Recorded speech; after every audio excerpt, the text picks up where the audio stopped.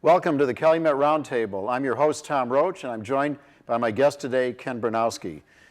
Ken has worked on the show in the past as our studio engineer, and he teaches as a lecturer here at Purdue Calumet, and he's a guitar expert, so we thought we'd take advantage of that today and ask him to go over the history of the guitar a little bit and give us some insights on it. Some background on Ken. He was with the band Skafish from 1979 to 1985. They toured around the world, including with touring with the Police at one point. Ken was also in a film called A Music War? Yes, a okay. picture. Okay. Yeah, there is an exclamation mark, right. Ken has also worked as a recording engineer. He studied guitar at the Chicago Conservatory of Music. He ran a media production company, and he's still involved in the local music scene. And lastly, he, as a luthier, he put together a DVD on guitar repair, which has sold several thousand copies. So you might have seen him on your computer at some point, right? Or possible. Or on the DVD. So, Ken, I guess my first question is, what is it about the guitar? I mean, it seems to me that it may be the instrument that's most played, maybe more than the piano, maybe the piano and then the guitar, but what is it about the guitar that makes it I think unique? it's just the portability of it is Yeah. kind of one of the biggest things. Yeah. You could travel around, you could play at parties, you could go to a different town and entertain people and Yeah. carry it with you, which you can't do with the piano. It's light, portable, and then there's also the functional aspect of it. It's polytonal. So you can strum chords, but you can also, using finger picking or by using a flat pick in certain ways, you can pick out melodies along with rhythm parts at the same time. Right. So you can create, sort between of like your the left voice. hand, right hand on the piano. Exactly. Yeah. You can play piano parts on it. Right. Exactly. Interesting. Yeah. So, give us some background here. Where does this originate from? They were Middle Eastern instruments, Okay. and I think these instruments go back 3 centuries BCE. Okay. Lutes in the New Testament or the Old Testament, I think, are referred to. Yeah, lutes right? actually That's a evolved translation from in English, but yeah. Yeah, lutes evolved from the udes. They're very similar in appearance. Actually, you can still buy udes. I was looking on eBay and they had them. But people still make them, and they still make lutes. But the lute evolved sometime around the medieval age, about the 1300s, 1200s, 1300s, from the ude. Very popular in the Renaissance. It's the Shakespearean instrument, you know. So there were a lot of people traveling around playing the lute. It was the main string instrument. And you see pictures, paintings in museums from that period of people holding things that look like guitars. Usually the hole isn't open in the middle. It's got some kind of lattice work in it or something. Right, right. And also, you see the old guitars in museums, and sometimes they're in pretty good shape. At Oxford, England, at the Bodleian, they've got Percy Bysshe Shelley's guitar, and it looks just like a guitar a small guitar, but it looks like a guitar that somebody would play today. And, yeah. Yeah, it's amazing how those guitars have lasted hundreds of years. Yeah. And the hide glues that they used, because they already had hide glues. Yeah. And how they weathered the centuries. They're still in good shape. You can still string them up and play them with gut strings. Right. But they're in good enough shape to play some of them. The guitar actually didn't appear until early 1600s, and that evolved from the lute. Apparently, the lute was a difficult instrument to play. It was a difficult instrument to string, to keep in tune, to play. And you know what a lute looks like. The neck comes out, and then you've got that long thing coming back off the end of the neck. The headstock goes straight back. the headstock's pointing the other way, sort of. Yeah. So it's difficult, to keep it in tune, and find strings for it and whatnot. So we kept it from cracking and flying off like the guitar headstocks do sometimes. Yeah, exactly. Yeah, talk about dropping that. Yeah, They worry about a little angle like this, and that's all the way over. Yeah. So there probably a lot of them were damaged like that. That's where we lost a lot of them. Yeah. But in the early 1600s, the guitar developed. It's off from the lute, and it's not really clear. See, lutes had courses. So it's like a modern 12-string guitar. So you'd have like 5 courses of 2 strings. So you'd have 10 Okay. strings. And I don't know if lutes had 8, I'm not a lute expert, but maybe they had 5 courses that would be 10 strings. Right. So guitars, when they first developed, they were developed with courses also, and they were 5-course guitars. Right. Basically what they did is they simplified the lute and made it easier to play, easier to tune, easier to string, more portable, you know, more durable maybe. And so all the guitars had 5 courses, the early guitars. Yeah. Developed right after the Renaissance. Okay. It's kind of hard to tell when the single string guitar came into being. It could be that some early guitar players took all the strings off of the courses, so they were left with 5-string guitars. Right.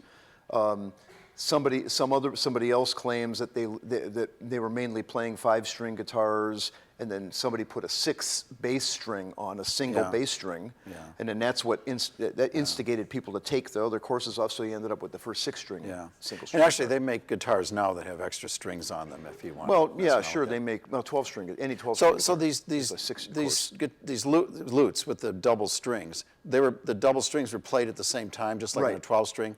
Yeah, so if you fingered the C note, you were getting a second note with it. Yeah, it adds a lot of richness to the sound. Yeah. Okay. But similar to the piano, when you hit a key, you're hitting actually 3 strings, is it? Or It depends on where you are. I think low notes are 1 string, then it goes to 2, is that right? and then Okay. it goes to 3. Yeah. You know, so, Okay. yeah. Good. So how does the guitar get to America? Well, as early as Revolutionary times, Yeah. it was popular. I mean, guitars were being imported from Germany, England, Spain, Italy, where they were being made. And parlor guitars became popular. So this was the kind of a popular form of music that especially ladies would entertain people in the parlor. That's why they got the word parlor guitar. They'd entertain people in the parlor with popular songs of the day in the evening after dinner. No Netflix, so you have to. Right. So you have listen to Mom play Red live River music. Valley or something. Right? Exactly. But they were small guitars, and still to this day, parlor guitars. If you say parlor guitar, you're talking about a small guitar. Yeah. But they have a nice sound. I've I've had a couple over the years, and they have kind of a music box quality. Well, you've got a is it a Martin, small Martin? I've got the small Taylor. The Taylor, Yeah. the small Taylor, which is almost down to parlor size. It's just not the same shape. Yeah. Not the same shape, but it's got that same kind of a high timbre to it, that cuts through. Yeah. Yes. So I mean, how do we get to Jimi Hendrix here? I can't imagine Hendrix putting a lute behind his back. No, and there's playing the Star Spangled he might Banner. have You know? sometime. Yeah. Lighting it on fire. I don't know. Yeah. But there's a long road between that. I mean, actually the popular guitar, our popular music in America was first started by the slaves. I mean, they had stringed instruments that they made out of cigar boxes, out of wooden boxes. They'd use baling wire, they'd use cat gut, to string it up. Yeah. And they would entertain, same thing. They would entertain the community with popular songs in the evening. Yeah. And it's funny, it's interesting that they were allowed to have guitars because the plantation owners were worried that if they gave them drums or horns, they'd have secret communication going. Interesting. Because from Africa they would Yeah. drum telephone, the drum communication. So they gave them guitars because they weren't loud enough. And the whole blues thing evolved from that, gospel plus beat music of Africa. You put them together and you got the blues. Yeah. So the electric guitar comes about because of Les Paul. Did he make the first one, or how did actually, it's kind of it's iffy. Rickenbacker made claims that they made what they did. They made a very early solid body guitar. Whether or not it could be fretted, I mean, I think this was in the 30s, late 20s, even 30s, and they devised some sort of magnetic pickup. Les Paul actually, I believe he made a guitar in 1940. Yeah. If I check my notes here, I have that. He made a guitar in 1940, and he called it the Log. So Yeah. what it was a plank of wood, a long plank of wood, a solid plank, and then he actually had an Epiphone archtop acoustic, and he cut the wings off of it and glued them onto this plank of wood. So they had absolutely nothing to do with the sound of the guitar. And even we've though all it made seen it look like a pictures of guitar. this. Yeah, it's a famous guitar. He could have just played a 2x4, it would have sounded the same. Yeah. So he devised a primitive inventor that he was. He invented so many things that we still use, multi-track recording. Really? Echo devices, so many things. Okay. Yeah, you can hear a lot of his inventions. If you go to YouTube and check out things like Mr. Sandman, where Mary Ford is singing multiple parts at once, and there's a live version of them where they use the Les Pulverator, I don't know, who he called the multi-track device, and they're doing a live thing, and she's singing along with a multiple harmony of herself. Sounds like the Andrews Sisters or something, you know. Yeah. But as far as the guitar goes, he invented this guitar, electric guitar, and because I guess he got tired of the feedback or whatever, you know, how many guitars produce. Pitched it to Gibson. They had absolutely no interest. Right. Fender wasn't in business yet, Right. but Gibson had no interest in it. Yeah. Then Paul This Bigsby. is a guitar that, you know, eventually made Gibson millions and millions of dollars. Well, it's right? not the Les Paul's a different guitar. It evolved. No, in not 19 that original guitar. Yeah, but right. Yeah. but the name Les Paul. I mean, there's a lot of people, even guitar players, who, until he became popular again in the '90s, thought that Les Paul was just like Stratocaster. It was a kind of guitar. They didn't know it was a man. Well, that's what I thought for years. Well, okay, we are going to take a quick commercial break, and then we'll come back to Calumet Roundtable and find out all of the other nuances that we haven't covered yet, right? Yeah. We've got the main history, and so we got the main rest. history. Yeah.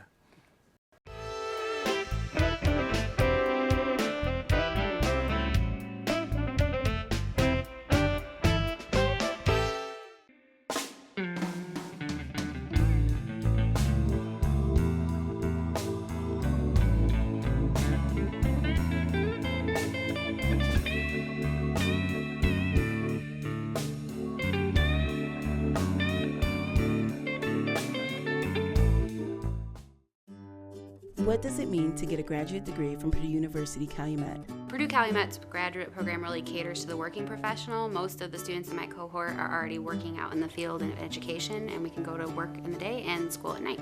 I chose to go to Purdue University for graduate school because it's a great university that's close to home. Purdue Calumet offers conveniences for all student types, location, flexible hours, day and night classes, and small class size. Purdue University, locally.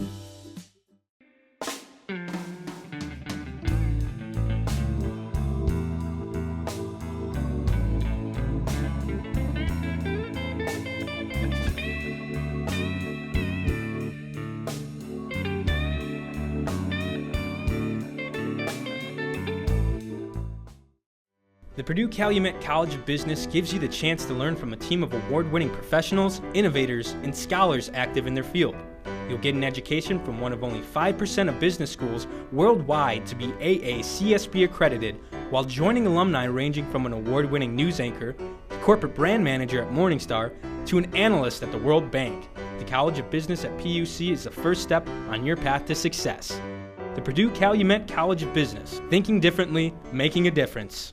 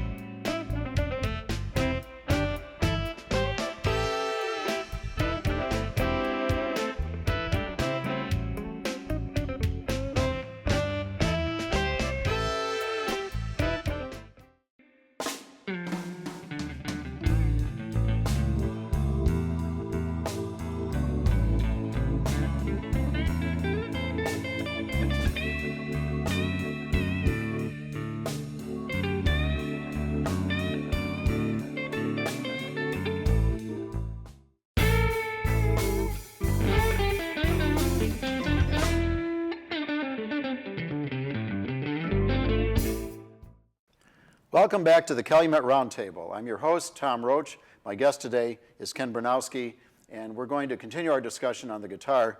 And I think we'd like to talk about maybe playing styles right now. Before we get into different performers, maybe you could just tell us a little bit about the ways you can play a guitar to get different sounds out of it.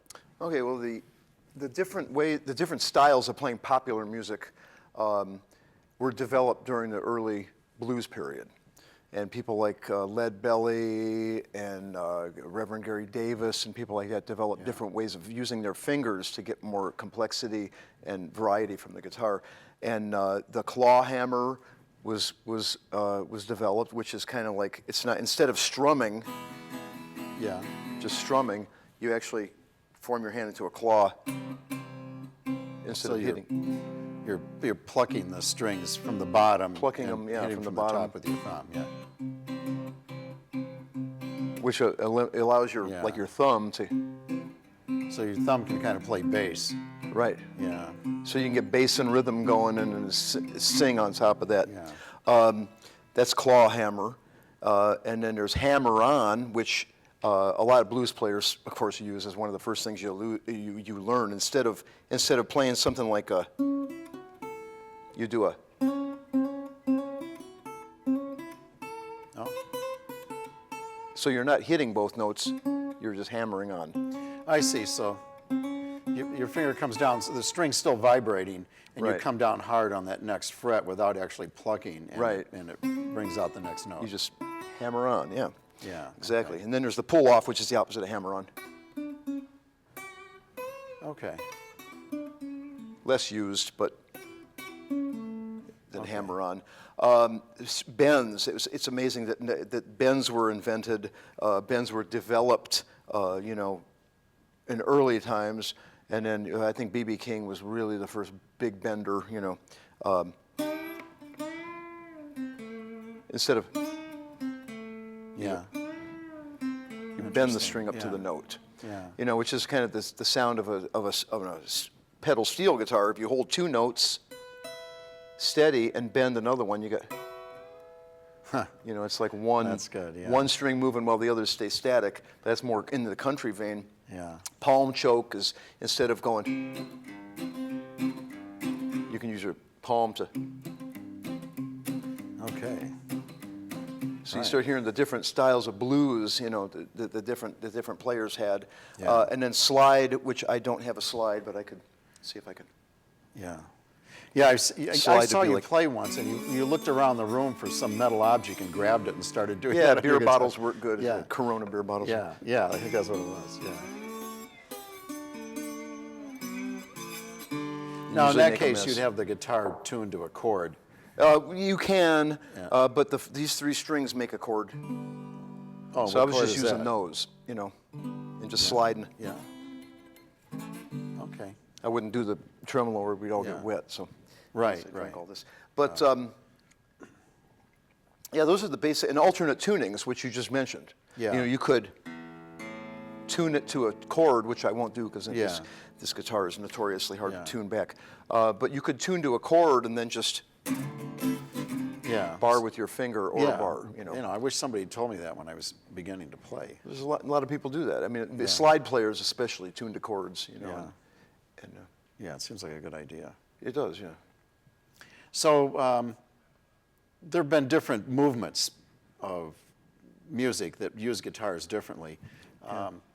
Maybe we could talk a little bit about folk and jazz and Yeah, you I mentioned think- blues a little bit already. I think the first jazz, Charlie Christian was really the first jazz solo player. Guitars were used as rhythm instruments in jazz. So they'd be go.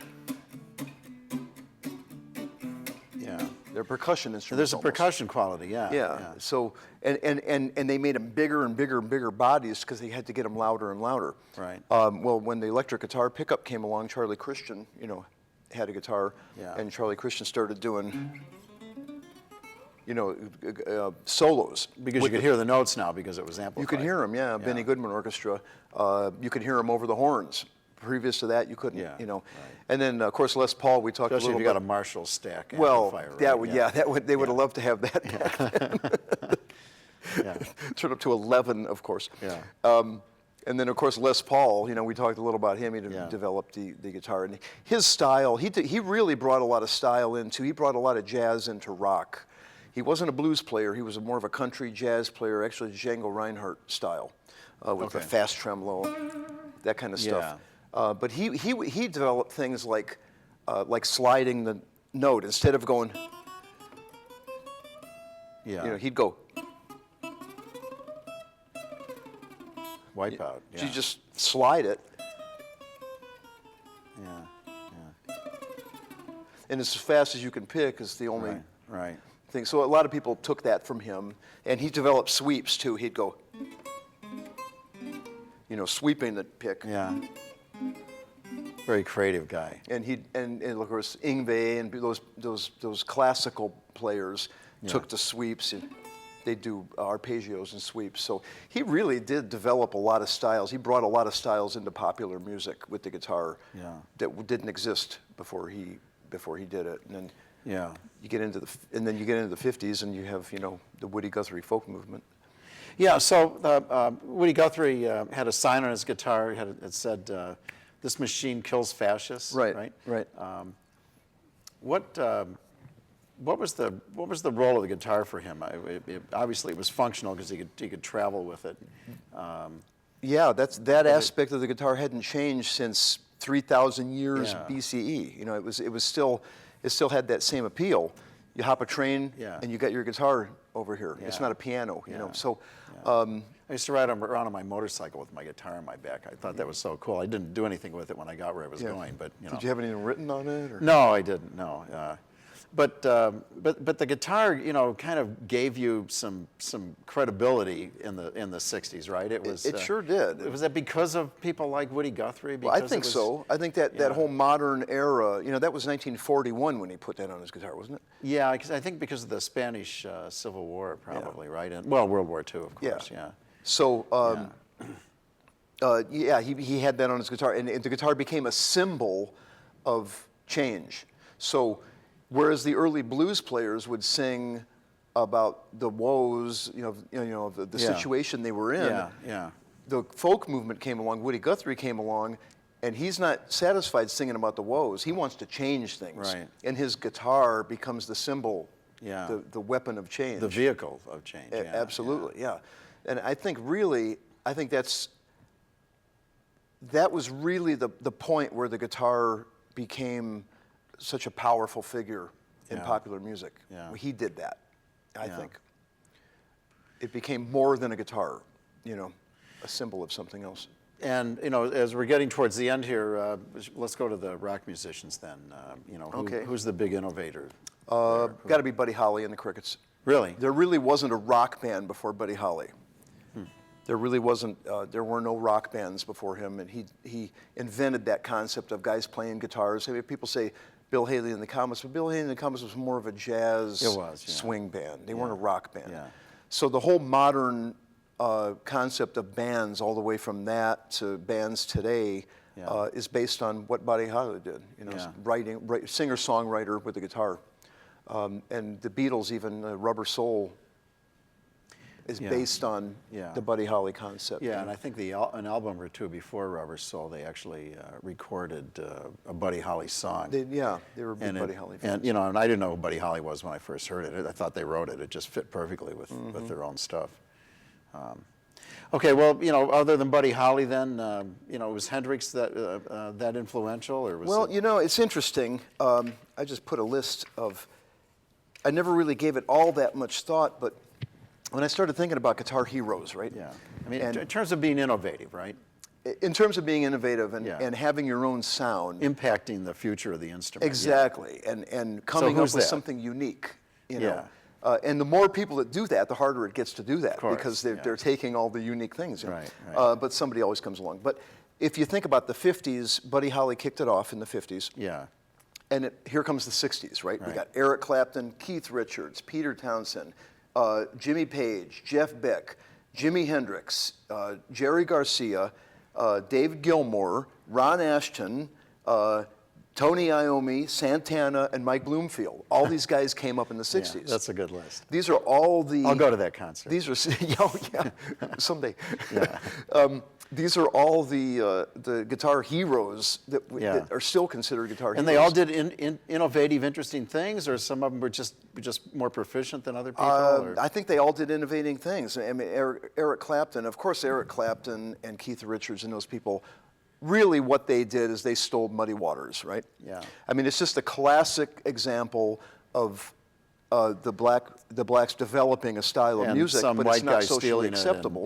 And a making white, it palatable to Michael the white Bloomfield, audience. he was just a black player in white skin, Yeah, and so all of a sudden it's acceptable to a mass audience. Yeah. So that repeats over and over and over again through the history of music. But these are our guitar heroes, And you get to the 70s, Van Halen, Stevie Ray Vaughan, Mark Knopfler. Well, speaking of the 70s, really think of anybody. well, Knopfler's great. Yeah. Who was the guy who was faking out his audience as he claimed the guitar was talking in the early 70s? Oh, you're talking about Do You Feel Like... Yeah, Do You Feel Like I Feel? And he was like, everybody said, oh, he's better than Eric Clapton. I can't... and then it came out that he actually had some kind of a voice it was box a talk thing. box, yeah. Yeah, that he was talking through. It's actually a device. You get a speaker and a hose. You And put the it hose seemed like in your his mouth career and- was over when that. Well, he's popular. He's on still a- out there, but he was it. That you was know? it. Yeah. That was it, and that was probably enough that made him wealthy. Yeah, I and it guess. cemented his name. But no, he wasn't, and I can't believe his name slips my mind. Yeah. But he wasn't really an innovative player. But it seemed like he was for a minute, It was like, It okay, did Hendrix seem- is gone, and now we got this This new was guy a new here, thing, yeah. and he can make his guitar it was a talk. new sound, but it wasn't. Yeah. It wasn't, Peter Townsend with Right. the windmill, Yeah. doing. The windmill stroke. Okay, that's great. Thanks, Ken. And maybe we'll pick this up again sometime and That would be go in good. some other A lot more to directions talk with about. it. That's all the time we have for our program. Thank you for joining us today on the Calumet Roundtable.